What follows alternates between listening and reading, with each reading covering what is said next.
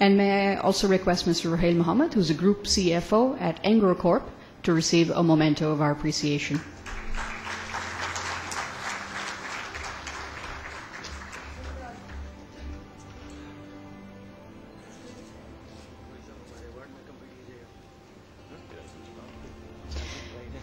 Thank you very much, sir. We'll break for tea, and we'll reconvene here at 12 o'clock, at which time we've got an exciting panel discussion on poverty alleviation programs, vision and purpose, an excellent panel, and the moderator will be Aisha Tammy Huck. So we'll reconvene here at 12 o'clock.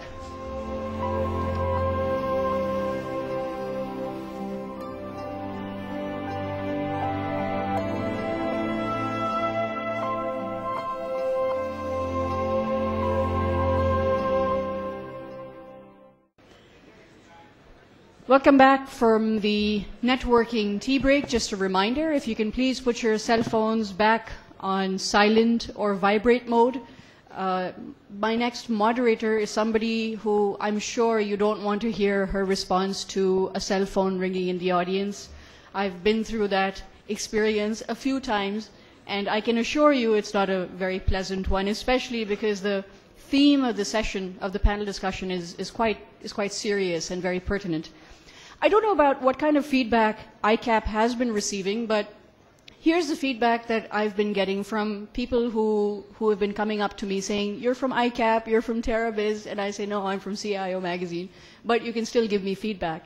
And everybody wants to know, is rather very pleasantly surprised that ICAP is talking about poverty alleviation. Is ICAP talking about environmental accounting or accountability? ICAP is talking about socially integrated reporting.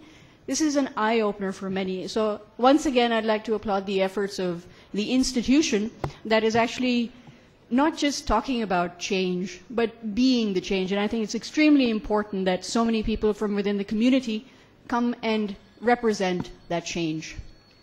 The next panel discussion is on poverty alleviation programs, vision and purpose, and they'll be talking about microfinancing and rural support programs to harness people's potential and undertake development activities.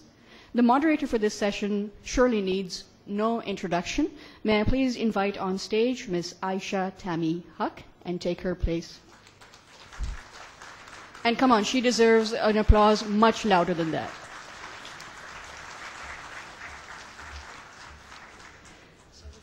Yes. The panelists for this session include Mr. Tariq Moher, who is the Group Executive Director for Sales and Distribution and Business Support at Tamir Microfinance Bank Limited. Mr. Ghazanfar Azam, who is the Chief Executive Officer at TCS Bank and Financial Services Project. I can actually tell that you guys did not have a lot of tea and coffee because there's zero applause here. My next panelist is Dr. Amjad Saqib, who's the Executive Director of Ahuwat Foundation. Much better. Misbah Birney, who's the CFO of Tetra Pak.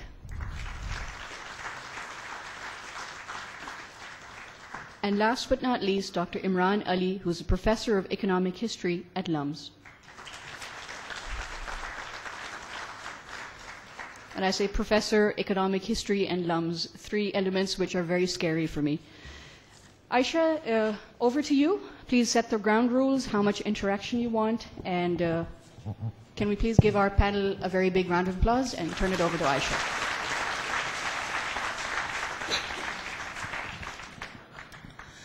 Good afternoon, everybody. At least we know that you've all had a cup of coffee or tea, and it's before lunch, so we're going to get a wide-awake audience. So I hope the panel has lots to say.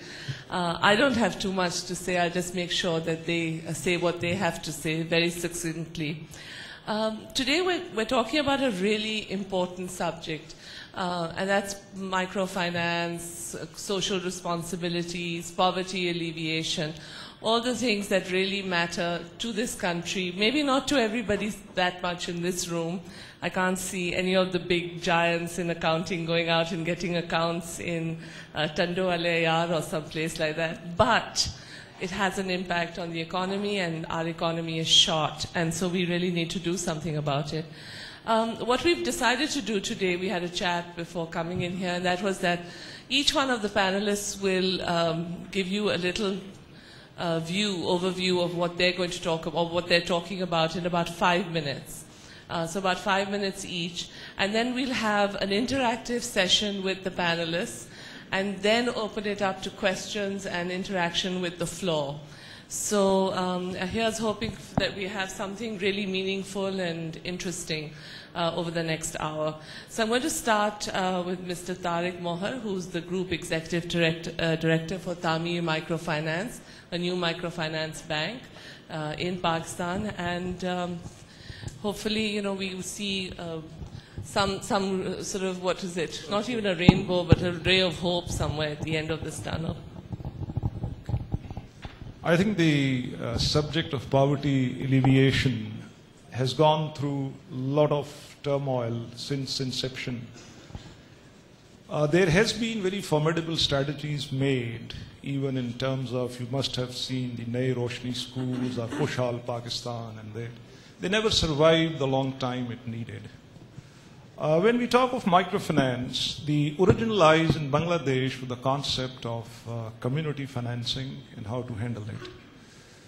But in Pakistan, this is a phenomenon not very old in terms of regulated microfinance. But in terms of informal sector, it's fairly old, particularly the loan lenders, and then the NGOs took over, and now it's the microfinance. I'd like to emphasize one aspect for poverty alleviation. This is one of the formal strategies which has been launched to give way where poverty can be reduced. It's very early to give results that what contribution it has made, but one thing I can definitely say that it has established one basic factor. The financial education which is coming through microfinance to the public is making a great change. Because poverty has basic or fundamental issues in terms of human skill, opportunities, and financial support.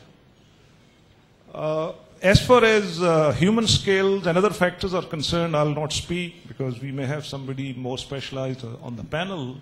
But I'll definitely say that financial education of the public is adding to their skill. And that is where the change is coming in. I'll just give you a small few, that when it came in the formal sector, distribution became the biggest issue, how to reach out. Now, we are probably the first bank which brought technology as the main strategy to reach out to the people. A man sitting on the, let's say, Court Addu also has an ATM card with him or with her. And she can or he can use it. And we found its biggest use during the flood relief when we delivered those relief funds on behalf of international organizations like CARE at that point. So that technology to reach out to the people, and then interaction, because the microfinance, initially the focus lies on one basic factor, the credit part of it, because they didn't have the capital to run their small entrepreneurs, they didn't have the ability to upgrade their entrepreneurs. This was bridged by the microfinance of giving the credit. But its underlying principle is primarily the saving part also. So I think balancing out these two factors is coming up very well. And once they have the reach to these things, it is adding to their financial literacy, which is helping them to build their own entrepreneur in a stronger way. So microfinance is one of the means which has come up. I can just share some basic things with you, that people who were shy to visit a bank now queue up on the bank for their turns. People who were scared, I know of two particular cases in Karachi, when we offered them a loan, they said, "Hum to loan nahi lete ji, hum karza nahi lete." But their business was declining. After 2 days of talk to them, they took the loan, and today they are leading in that profession. So that is the difference which it makes. When we go down to them, there is a major difficulty in terms of, you could say, the balance for return of your loans and other. I'll again very clearly establish this fact that it is internal. As far as customer selection is done correct,